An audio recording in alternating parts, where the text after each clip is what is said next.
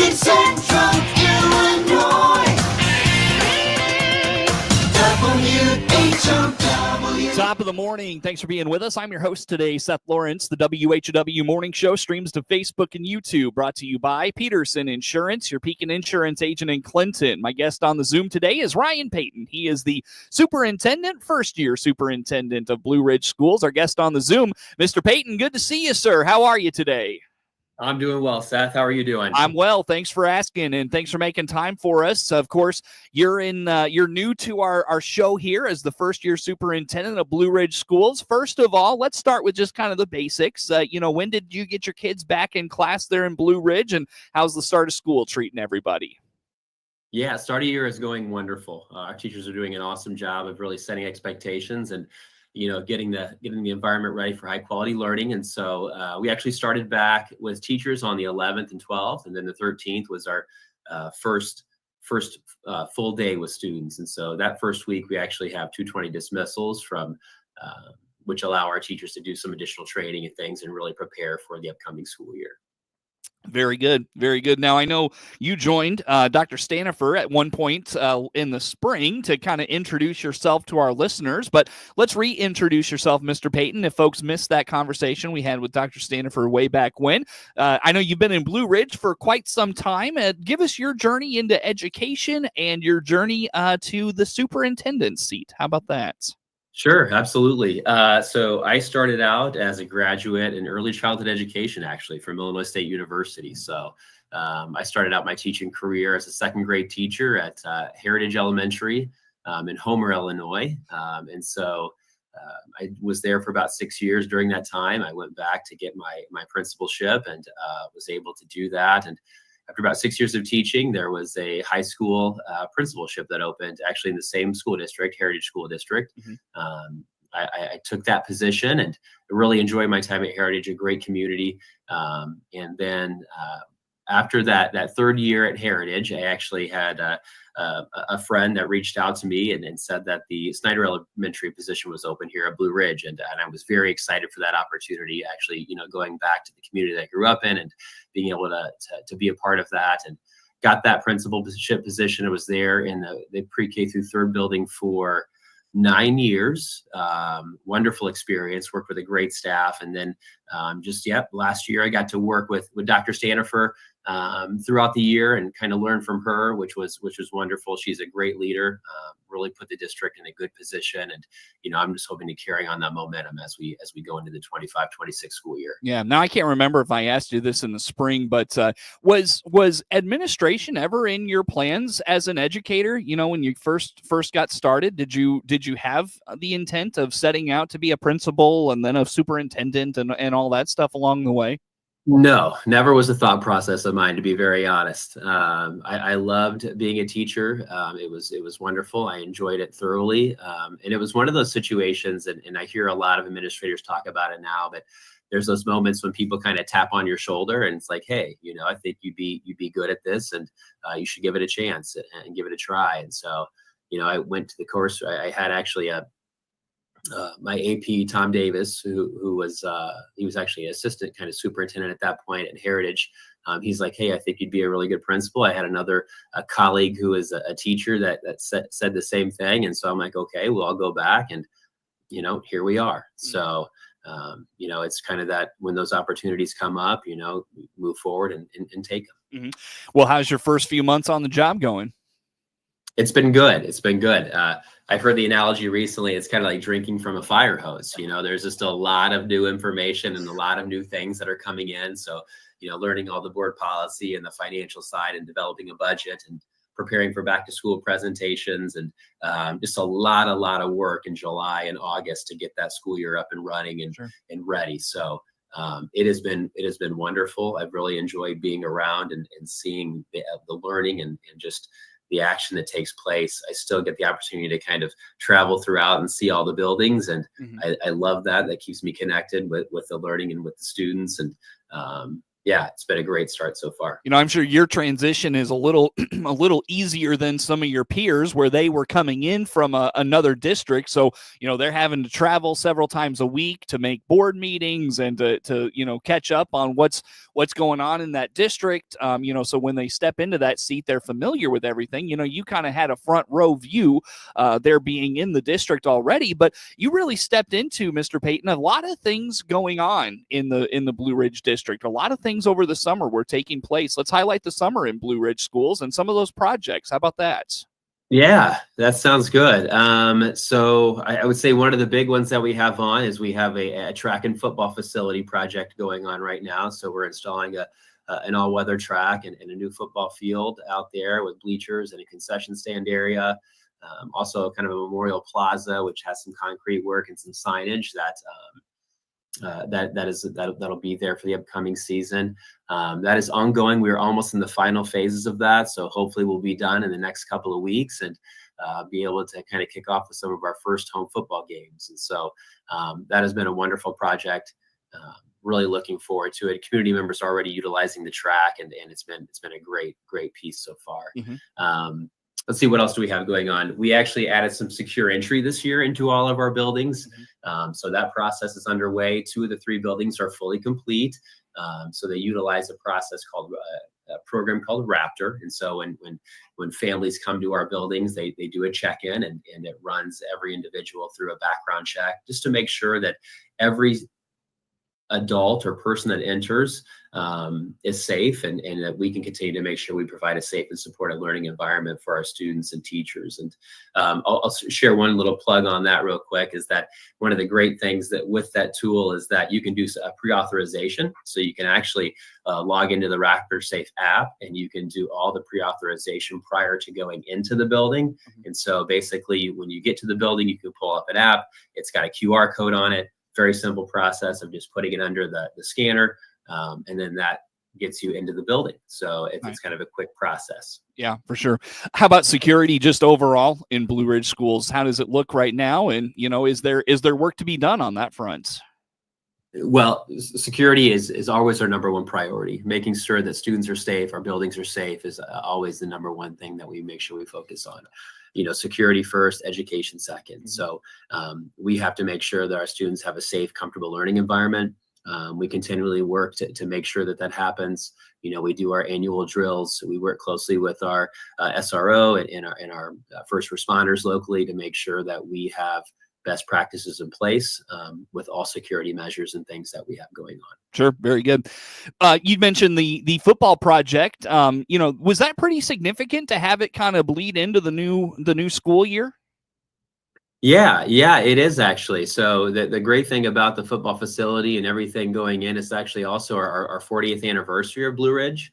And so, we have a legacy of three towns, Mansfield, Bellflower, in Farmer City, and those 3 communities came together 40 years ago to create the Blue Ridge School District. And so, we're excited to celebrate this anniversary and, really honor and, the dedication of past and present students and staff and families and community members. And, just that really shaped our story as a district. And we're going to be coming together in October 17th is kind of our homecoming game, where we will really, look forward to recognizing all those individuals that have been a part of this district, and then also, inspiring our future and seeing, what the chapter looks like ahead with growth and innovation and just hopefully success in generations to come. Yeah. Now, are you putting any special decals or painting, designs on the new field for that 40th year? Well, maybe. We haven't quite got to that point. Okay. So right now we are just in the process of making sure that sod is established. And so we are not on the sod currently because it was installed about, it's been about almost 4.5, 5 weeks right now. And so right now we're still in the very early stages of just watering and allowing that to grow and to get into a really established state. And then we're working with our sod contractor. And so he'll be down. He's actually coming down once or twice a week to make sure that the sod is on target to be ready for that first home game. And then we'll kind of determine what additional things we'll be adding to the field. Now, remind me, Blue Ridge, if I'm not mistaken, do you do 7-on-7 football, or is it what, 8-man? It's an 8-man football. We're 8-man. Sorry, Yeah, we are 8-man football. football. Yeah. Yes, we are. So we are in the 8-man football league. We've been doing that for a few years now, and I think it's been good for us with some of our enrollment and so on. And we're looking forward to hopefully a successful year. Do you co-op on that? We do. So D-Land Weldon is a part of that. Okay. We do a lot of co-ops with D-Land Weldon, and we connected a lot of different ways. They've been a great partner with us, and we're thankful to be in that. Cool. Very good. Very good. Anything else on summer projects? Anything inside the school walls or outside we haven't touched on, Mr. Peyton, you want to highlight for us today? No, I think that's it for today, actually. Yeah, very good. Well, I'll tell you what, on that note, let's go ahead and break, come back with some more. How do folks follow along with all the things going on in your district? Your school website? Are you on social media? Do you have an app? Lay out some of those things, how folks keep up with what's going on. Yeah, absolutely. So yes, all of the above, what you mentioned. We do have our Blue Ridge 18 website. We also have the Blue Ridge app that you can follow. Go to the App Store, and it's Blue Ridge 18 or with a number sign, and then IL typically is how we can find that. And so those are just great tools to utilize. We also are on Facebook as well. And so we really push for families to get that app. It allows us to push out notifications, things like school closings or just updates that happen, menu changes, etc. You can find calendars and different information on there. So it's just a quick and easy way to just stay updated and stay current with what's happening in the district. That's Ryan Peyton. He's the superintendent of Blue Ridge Schools, our guest on the Zoom. More to come with Mr. Peyton on the WHOW Morning Show. WHOW. Finding a local job in Central Illinois has never been easier. Don't waste time driving far or spending too much on gas. Visit IllinoisJobPost.com. It's your one-stop site to find local, full-time, and part-time job openings. Best of all, it's completely free for job seekers to access anytime, day or night. So if you're ready to land a job close to home, make IllinoisJobPost.com your first stop. That's IllinoisJobPost.com. Brought to you by your friends at the regional radio stations. Breathing problems can affect every aspect of your life. Breathe easier with Gibson Area Hospital Pulmonology Clinic and Dr. Ismail Bobat, now providing pulmonology health services to DeWitt County at Warner Hospital in Clinton. Dr. Bobat is an expert at identifying and treating pulmonology health conditions. Get the right diagnosis and treatment for your breathing problem with an experienced pulmonologist. For healthier breathing, book an appointment in Clinton today. Call 217-784-2212. Baum Chevrolet Buick offers full transportation options while giving you peace of mind. This is Scott Baum from Baum Chevrolet Buick here in Clinton. This is what we do every day. We listen to you, give you options for routine maintenance, major mechanical problems, or collision repairs with a staff that's knowledgeable to find the best option for you. Baum Chevrolet Buick, your full service dealer. See us at BaumChevyBuick.com right from the start. Make this school year their strongest yet. Book your child's back to school or sports physical today at SIU Center for Family Medicine in Lincoln. Keep them healthy, focused, and ready for success. Find out more by clicking their icon at DeWittDailyNews.com. Hi, I'm Brett with Central Cremation Center. We're proudly offering pet cremation services to help keep your faithful companion close to you. Learn more about our pet services by clicking our icon at DeWittDailyNews.com. Your friend in Central Illinois. WHOW. Once again, good morning. Thanks for being with us. I'm your host today, Seth Lawrence. The WHOW Morning Show streams to Facebook and YouTube, brought to you by Peterson Insurance, your Pekin Insurance agent in Clinton. Mr. Ryan Peyton is the superintendent of Blue Ridge Schools, our guest on the Zoom today. And Mr. Peyton, as we chat here this morning, let's dive into maybe some curriculum things, anything new or updated from a curriculum perspective. How about that? Sure. Yeah. We're doing several things actually across the district. We met as a district ELA committee last year, literacy committee, and did a lot of work with our K-8 curriculum. And so throughout the year, last year, actually the past year and a half, we had gone through and kind of reviewed what we had in place and looked at best practice and reviewed a lot of new curriculum that are out there, and we did adopt a new CKLA curriculum. It's called Amplify for K through 8. We're very excited. We're implementing that right now. Our principals are doing a great job, and curriculum coordinator are doing a great job of getting that implemented and ready to go for the upcoming school year. We had some training over the summer to make sure teachers were prepared, and just kind of seeing that in action right now. So very excited for this science-based learning approach, and really looking forward to the positive results that creates for us. High school wise, we have continued to really see and push and find more opportunities for enrichment. So this year we're offering several new dual credit courses. I believe we have about 5 new courses: Ag Business dual credit, Diversity in Education, Teaching and Learning with Technology. And then we have a couple of other ones that we've had with English 101, English 102, Art Appreciation, and the first year experience. So we're excited to make sure that we're offering higher level courses so that all of our students are really pushed and we're unlocking the full potential in them. Do you offer, whether it's credit, not credit, whether it's financial assistance for that dual credit opportunity, or is it like, do students have to pay for that on their own? How does that work? Yeah, great question. We actually we have a donor this year that has very graciously donated to make sure that the cost of those courses are cut in half. So they're really great. It's really a pretty minimal cost overall to each student that goes through there. Where they'd be paying a lot more at a community college or at an actual university. They're paying a fraction of what they would pay here at Blue Ridge. Cool. That's great. That's great for them, and great opportunity for sure. And obviously that gives them that leg up on that next step in their education. Absolutely. They get those foundational courses here, like English 101, English 102, and they can dive into some higher level courses when they get to that university level.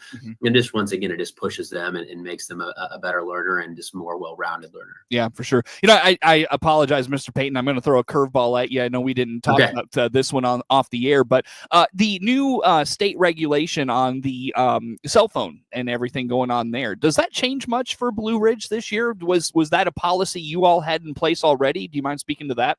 Yeah, good question. So what that looks like for Blue Ridge is number one, our junior high level. So the expectation of the junior high level is that those phones are out of sight and they are in lockers put away during the school day. So when they arrive at 8:20, those devices are in their lockers and they're placed there throughout the day, and then they can get those again at 3:10 when they leave. And so at the high school level, what that looks like is that, during the day they do have them, but when they go into classrooms, instructional spaces, we have caddies on the wall, and they place phones in those caddies to make sure that those are not a distraction throughout that day. We really feel like, those phones do become a distraction. They become something that students will look at constantly. They just interrupt that thought process. And we really want to avoid that, so the focus can be on, the classroom instruction where the intention should be. In the first 3 or 4 weeks of school, have you noticed that policy paying dividends, whether it's more attentiveness, better, just better attention overall in the classroom? What have you noticed there?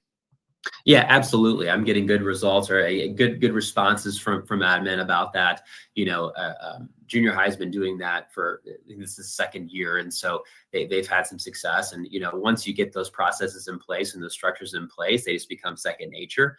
And so that just allows the focus to be in the classroom where it should be. And yes, we have seen better focus throughout the day, less tech infractions like we've seen in the past. And so hopefully that will continue. We're 3 weeks in, so we're trying to establish those expectations right now for the high school.